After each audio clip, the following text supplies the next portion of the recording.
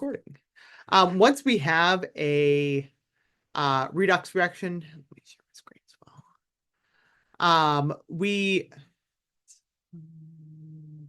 No, I want to hide you. All right, floating. There we go.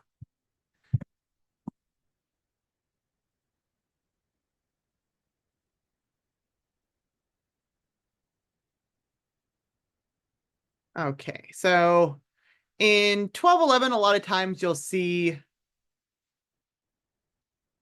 something like this. It's called an activity table. And this essentially tells you how active or reactive various metals and non-metals are. So in 1211, it might have gone through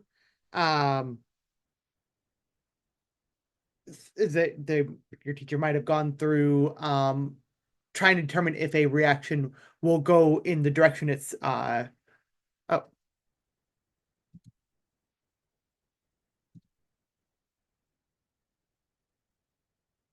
did I lose you?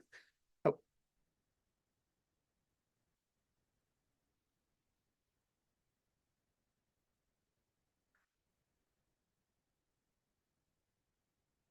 Sorry, my other device finally joined.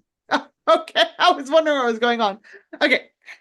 We can use this table to determine if a reaction will go. So essentially, anything at the top of the table is more active. So it's going to be the thing that will be either oxidized if it's a metal or reduced if it's a non-metal. Um,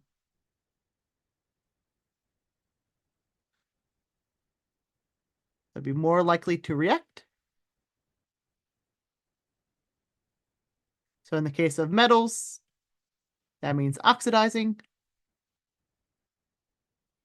So going from the metal to some +2 charge for our non-metals.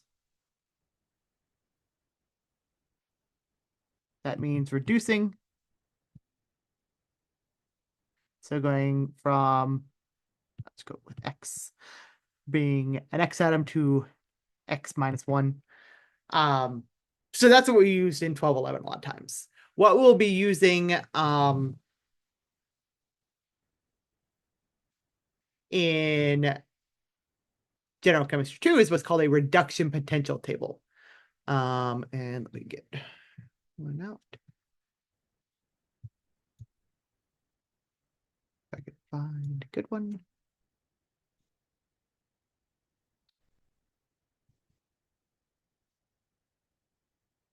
So this is a reduction potential table. I'll be giving you guys one in class, but this reduction potential table essentially tells us the potential, the voltage potential to, and I don't like this one at all. Sorry, I'm going to get a different one.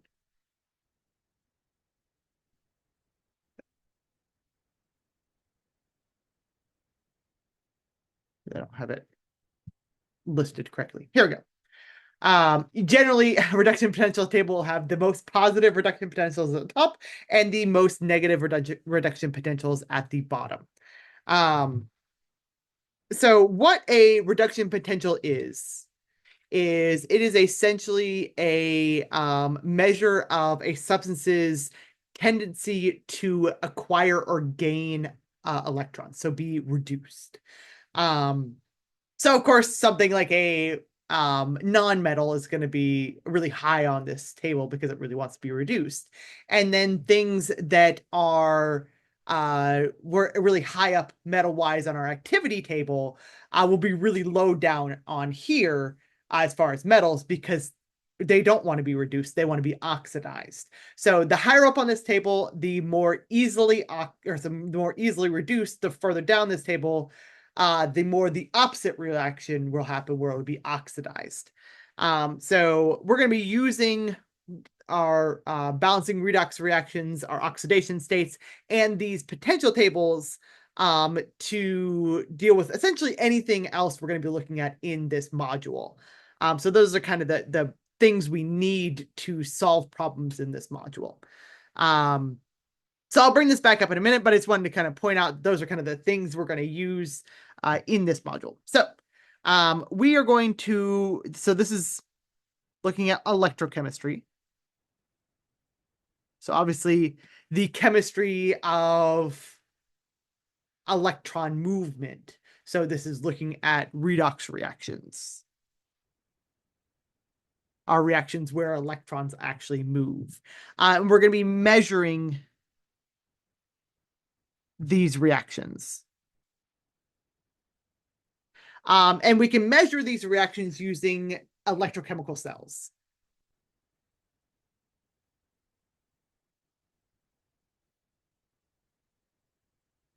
So an electrochemical cell is one that essentially is converting electrical energy into chemical energy or chemical energy into electrical energy.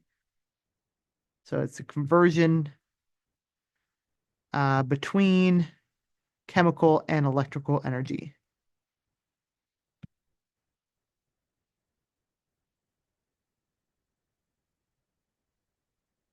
So when we do a redox reaction, um, we uh, we are moving electrons from one species to another, and as soon as we move electrons, that movement of electrons is electricity, right?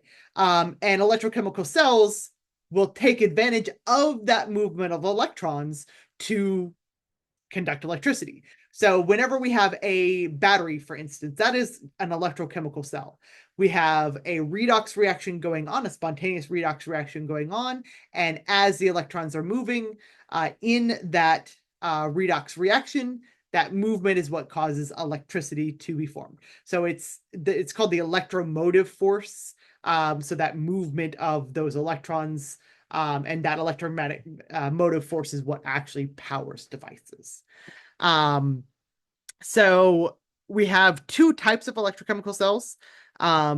Both of them are going to be dealing with the movement of electrons, but the way that electrons are moving are going to be a little bit different in each. So our first type of electrochemical cell is called a galvanic or voltaic cell. And in this cell, we are converting chemical energy into electrical energy.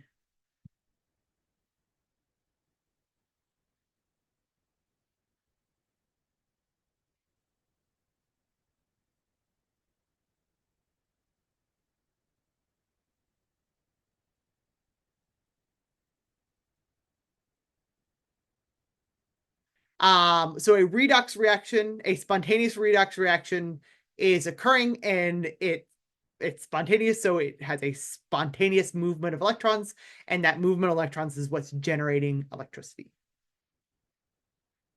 So this is based on a spontaneous redox reaction.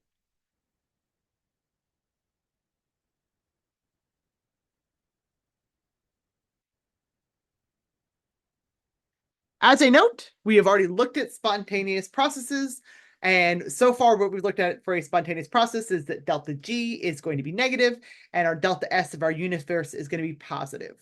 Another thing that will tell us that we have a spontaneous reaction is if we have what's called an E cell. So this is what's called the cell potential.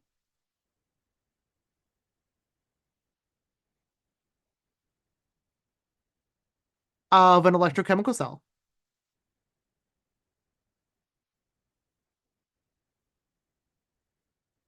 And we calculate this value using those things we saw in that standard reduction potential table. And again, we'll look at that in just a moment. But this cell potential, this is going to be positive for a spontaneous redox reaction.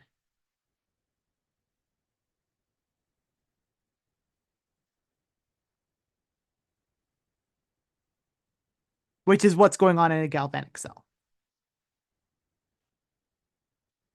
So that's our first type of voltaic cell. Or sorry, our first type of electrochemical cell. The other type of electrochemical cell we have is called an electrolytic cell.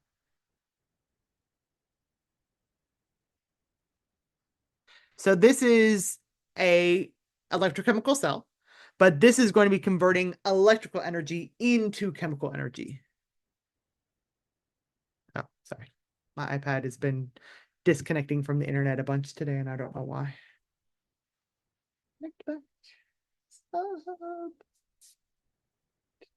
Oh yeah, okay, it connected back. Excellent. Okay.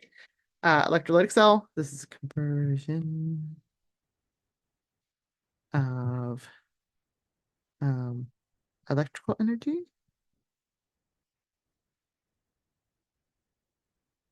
into chemical energy.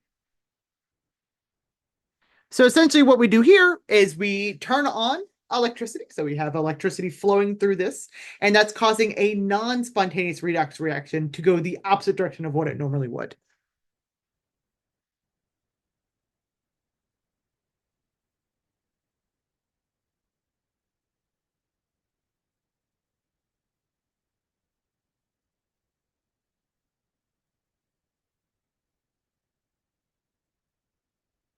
So we talked about how if we have something non-spontaneous, we have to couple it with something else in order for it to go. In this case, we're coupling it with electrical energy. Um, so there are some additional differences between these. Oh, sorry. This is going to have a E naught cell that is negative, and that negative indicates that it is non-spontaneous. Okay, so we're going to look at the parts of a galvanic and electrolytic cell.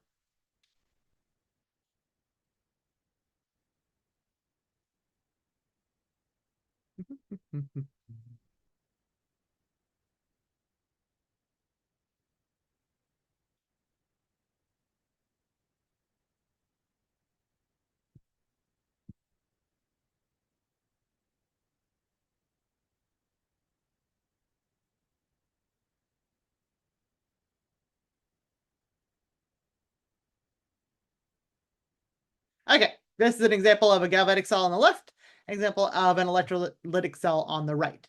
As a note, they are the same thing. They just have essentially this one is spontaneous over here on the left. This one has voltage applied, so it's going in the opposite direction. Um,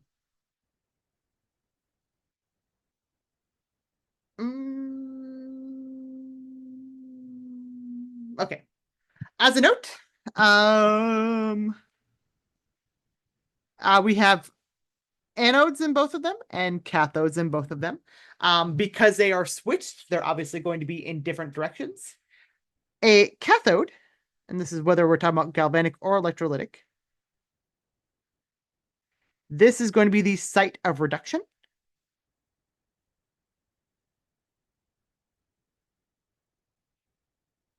Well, the anode is going to be the site of oxidation.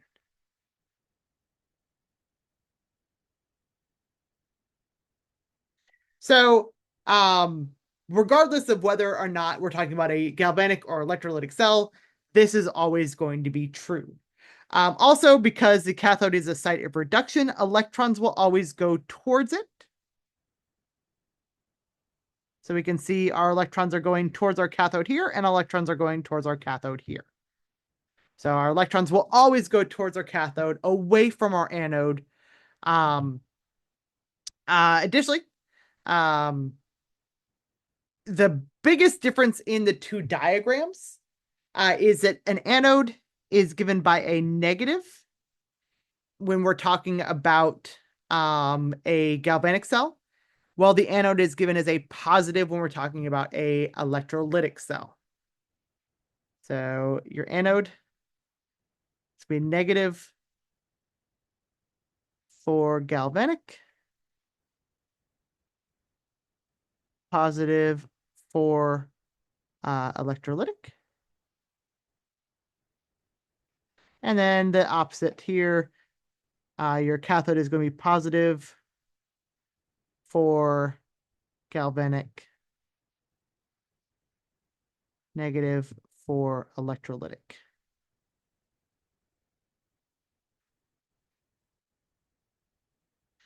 The reason this occurs, in a galvanic cell, we have the anode itself is being reduced.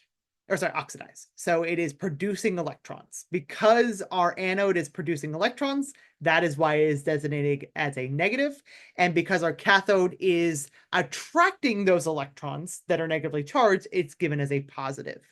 In the case of an electrolytic cell, it is a negative for our cathode because it has a negative bias on it in order to attract positive ions, to have those positive ions then be reduced on the surface. While our anode has a our anode, it has a positive bias because it is there to attract negative ions. And it produces positive ions. So it's a little bit different in the two cases.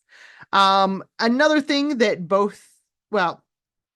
another thing that's definitely in our galvanic cell, it's actually not always in our electrolytic cell, is a salt bridge.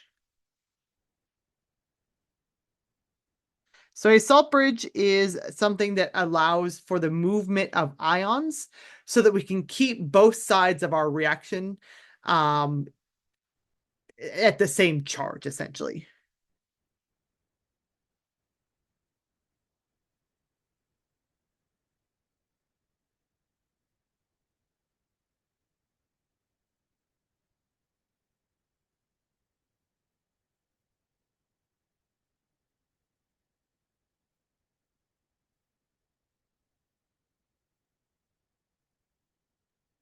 So let's those are kind of the big things. With a electrolytic cell, you'll have a voltmeter in order to look at the voltage that's being produced. In a galvanic cell, you'll have a power supply that allows for the production or allows for electricity to be applied into the cell. Okay, so let's look a little bit more at a galvanic cell. So with galvanic cell, as I said earlier, anode, this is the site of oxidation.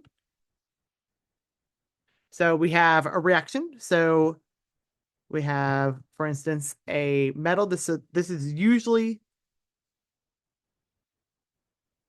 the same metal as the anode material, but not always.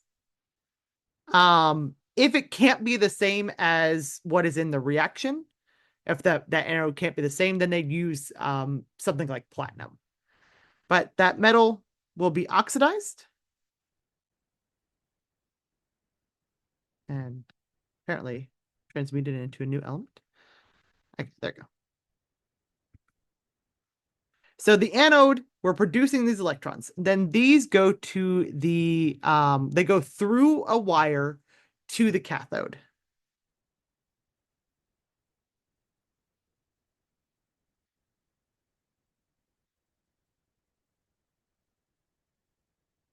However, our solution itself, since these electrons are going away, our solution is becoming more positive. So our salt bridge, it's going to provide negative ions to counteract those new positive ions.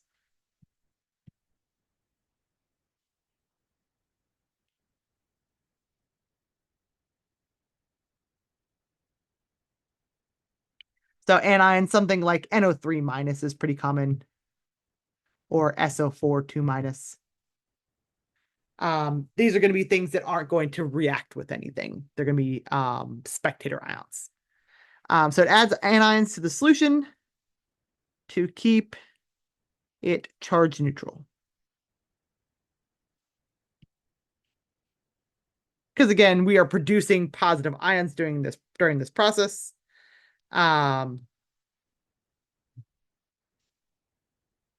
it's going to, in order to keep everything nice and neutral, it has to have anions to keep, the neutral charge itself.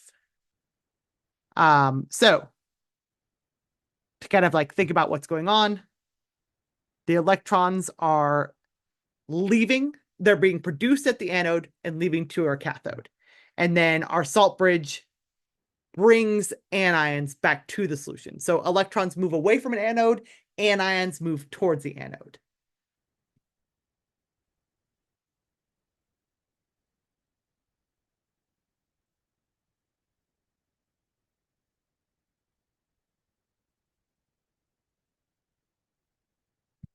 Okay, and then our cathode, again, it's our site of oxidation.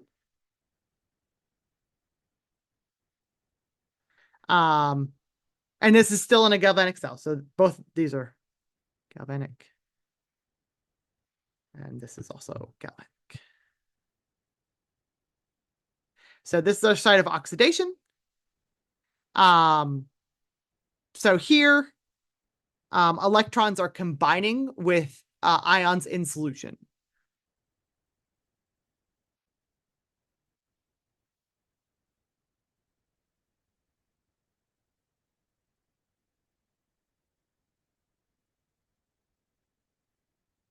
So in an anode, we usually have our metal itself, the anode material that is reacting and producing the cations and electrons. On the cathode, it's usually ions on solution reacting on the surface of the cathode. So we have something like copper plus 2 electrons goes to copper solid. And again, usually this is the same as the anode material, or same as the cathode material.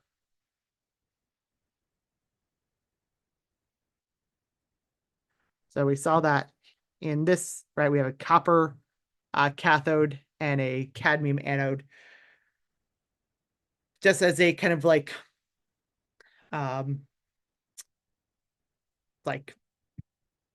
verbiage we're looking at here.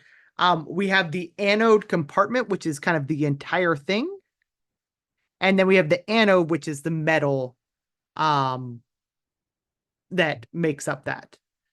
This is the cathode compartment. That's like the whole thing, the solution, the metal, all of that. And then this right here is the metal itself is the cathode. So the cathode and anode are both generally metals, both generally part of the reactions that they are that are done on that side of the reaction. And then the solutions will contain the ions. So in this solution, we're going to have cadmium plus 2 ions. In the solution, we'll have copper 2 plus ions. Okay. So here, again, this is a site of oxidation, so electrons are going towards it. So electrons always go towards a cathode, and we are losing positive ions by converting them into copper solid. So we'll actually, over time, this electrode will get larger and larger as copper metal deposits on the surface, and this electrode will get smaller and smaller as cadmium continues to react and produce cadmium 2 plus. Oops. Okay. So because we're losing positive ions, the salt bridge provides or brings or cations into the solution. Again, to keep everything charge neutral. So in our cathode, both electrons and cations are going towards our cathode.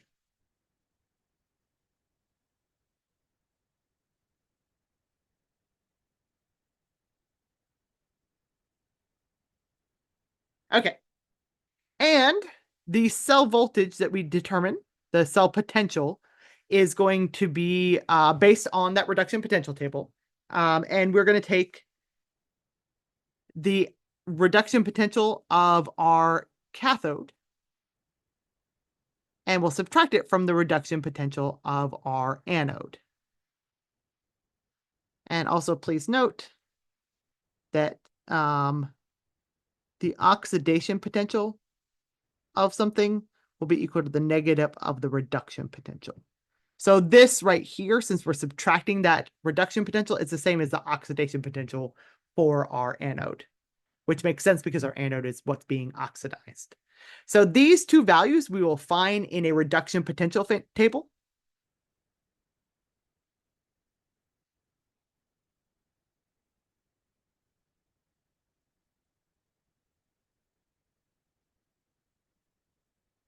So if we're looking at copper and cadmium.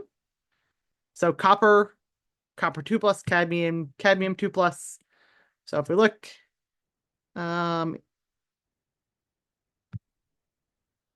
in this table, I'm not seeing either of them. Why don't I see either of them?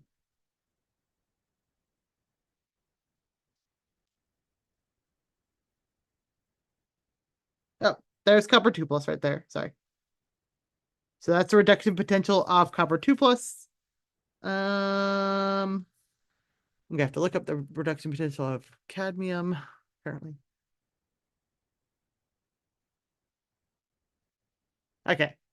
So CD +2 plus 2 electrons goes to CD. That has a reduction potential of negative 0.40 volts.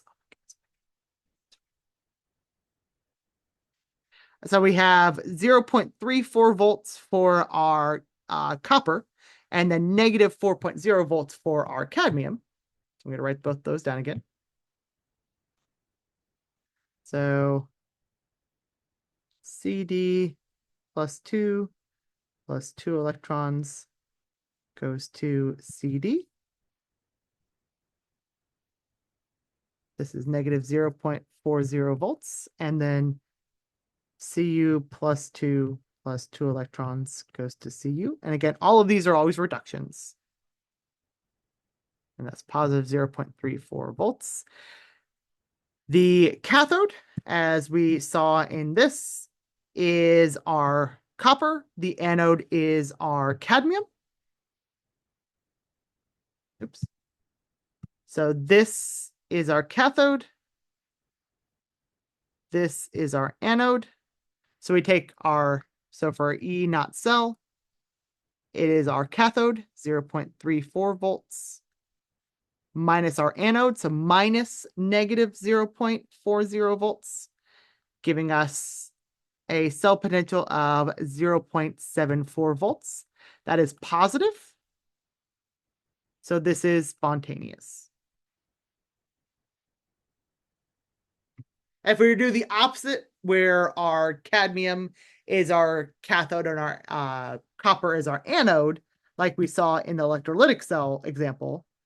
So cadmium is our cathode, copper as our anode, then we would switch everything around and we'd end up with a negative 0.74 volts. And we can see that if we look right here, that's 0.74. This is what has to be applied. So this would have an E naught cell of negative 0.74 volts. And we still solve for it the same way. It's that E cell is just the reduction potential of the cathode minus the reduction potential of the anode, using it exactly how it is in the table. We will talk more about all of these, all of this within class. But I do want to point out that generally when we do a voltaic cell, or sorry, a galvanic cell, sorry, neither of those, a electrolytic cell, it's actually usually in one container. So this, let me see if I can find a good image. Oh, there we go.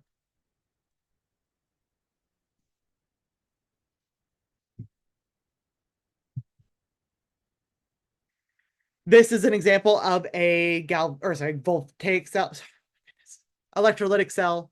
And everything is all in one thing. We usually don't separate out electrolytic cells like we do galvanic cells. We are going to look at several different ways of doing voltaic cells. Galvanic cells are always the same, but voltaic cells, we can look at several different ways of doing voltaic cells. We can look at it, sorry, galvanic, electrolytic. Several different ways of doing electrolytic cells. All the words are hard today, apparently. We are going to look at either aqueous solutions or molten solutions. Electroplating is usually done with an aqueous solution, and that's what we're showing here. They literally have what they call a sacrificial electrode, which is the silver anode. And then they have the silver spoon that the silver is going and being plated on. So electroplating is when you're putting on a metal onto another metal. So if you have any jewelry that's like gold plated, or any jewelry that has plating on it just to make it like a lot of white gold ends up getting like what is it? Rubidium plating on it. This is done with an electrochemical cell, specifically an electrolytic cell, where you have to provide electrical energy to make something non-spontaneous go. And then we also have, so this is one type, which is our plating. We also have the other type of electrolytic cell that we have is where we take molten molten just in the liquid state. So molten is liquid state.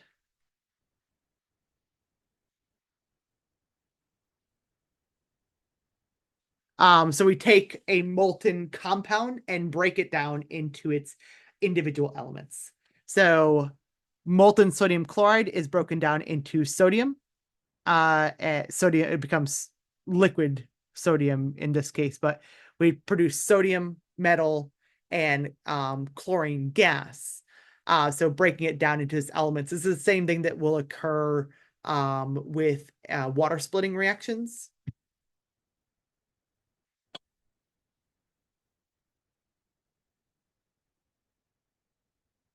So let me see. Good water splitting. Okay, here we go. That'll work.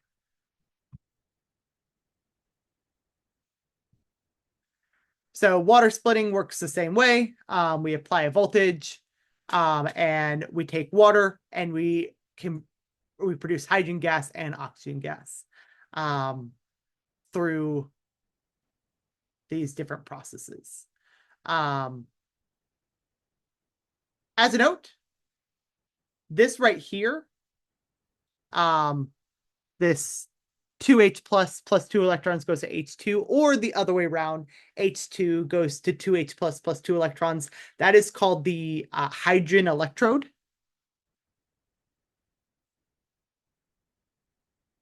Or sorry, standard hydrogen electrode. Or She.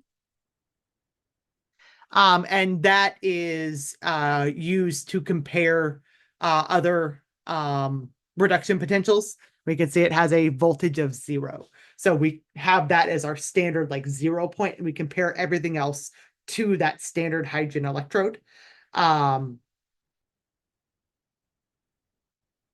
Anytime we have a standard hydrogen electrode, comparing different things, whether they're being oxidized or reduced, anything that is more easily reduced than a standard hydrogen electrode will have a positive reduction potential. Anything that is harder to reduce or easier to oxidize will have a negative reduction potential. So again, looking at almost there. There we go. Here, there is that standard hydrogen electrode right there. That's our She. And that is compared to every other substance. So whenever they want to get the voltage for one of these substances, they take the standard hydrogen electrode and they hook it up with these different things and see if we produce something. Well, they see whether we produce hydrogen gas or H plus ions. So it either bubble or it will become more acidic. and then they can determine which direction the other thing is going, and then its voltage. So it's kind of neat. Let me see if I can find an image of that.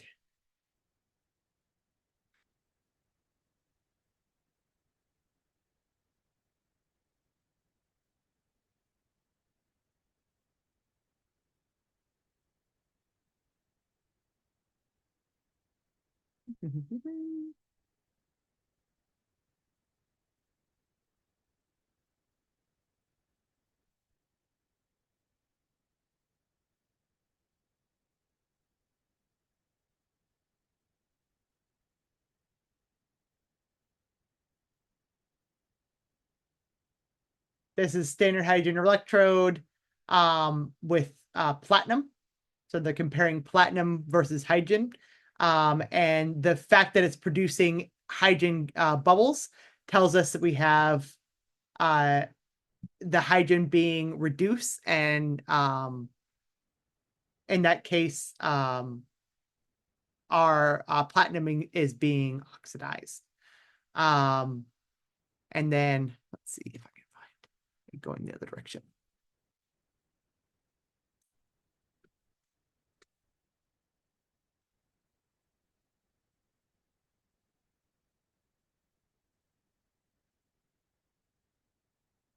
Actually,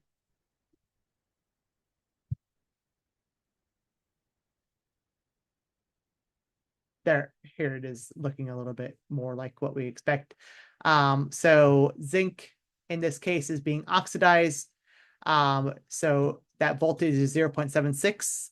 So because that is 0.76 and it's being oxidized, our reduction potential of zinc would then be negative value. And then if it goes the other way, which I can't find one where it's going the other way, or an example of one where it's going in the other direction. I'm trying to find one.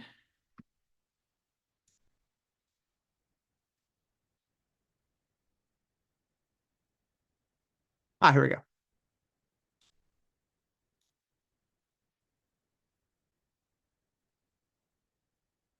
This is going in the opposite direction. It's not a great image. But here, hydrogen gas is coming in and it's being oxidized. So this is being oxidized and copper is being reduced. And this cell voltage here would be, positive 0.34 volts. And because copper is the one being reduced, this would end up being the reduction potential. One more thing I'm going to talk about real quick. And that is some equations we're going to be using. So we can relate our delta G with our cell potential using the following equation. And this could be either the non-standard or the standard form. So if we know what our cell potential is, we can determine the Gibbs free energy. And since our cell potential, when it's spontaneous, this is positive, it's multiplied by negative to give us a negative there. So if our cell potential is positive, our Gibbs free energy would be negative. That would both be spontaneous. This F right here is called Faraday's constant.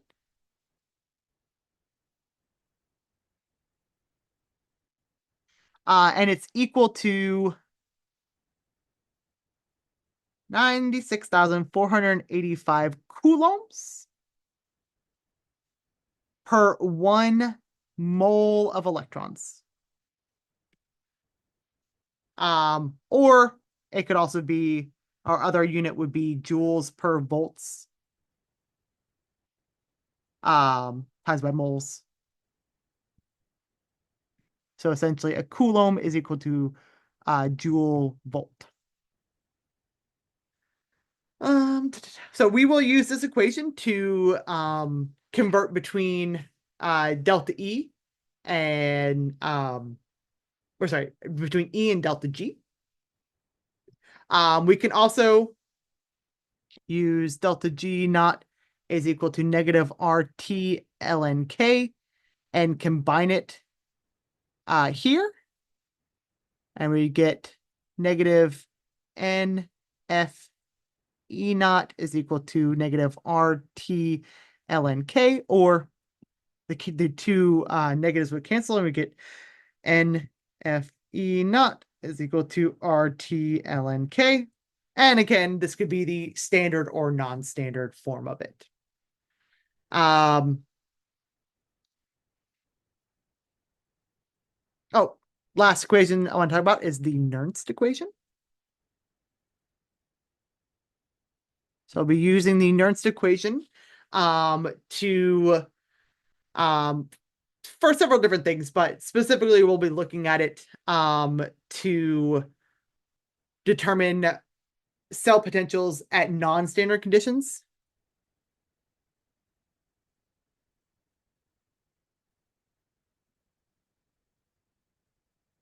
And our equation for this is our E, which is our cell potential at non-standard conditions, is equal to our E naught, which is our cell potential at standard conditions. And it's going to be minus 0.0592 volts divided by N. N in this case and this case are our number of electrons in a balanced redox reaction. The number of electrons exchanged, I guess I should say, in a balanced redox reaction. So however many electrons are both being oxidized and reduced, which is why it's important to know how to balance a redox reaction. And that's going to be multiplied by our log Q, our reaction quotient. Again, this is going to be under non-standard conditions, so not 1 molar concentrations.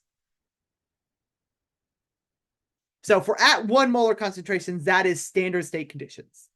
And if this goes to 1, log of 1 is 0. So this whole thing would go to 0. So this would be the same. But if we're at concentrations other than 1 molar, that's when we are dealing with this particular equation. But we'll be looking at different calculations for all of these in class. But yeah, do you have any questions? I do not, thank you. All right. Well, that's everything. Like I said, we'll do a lot of actual calculations in class.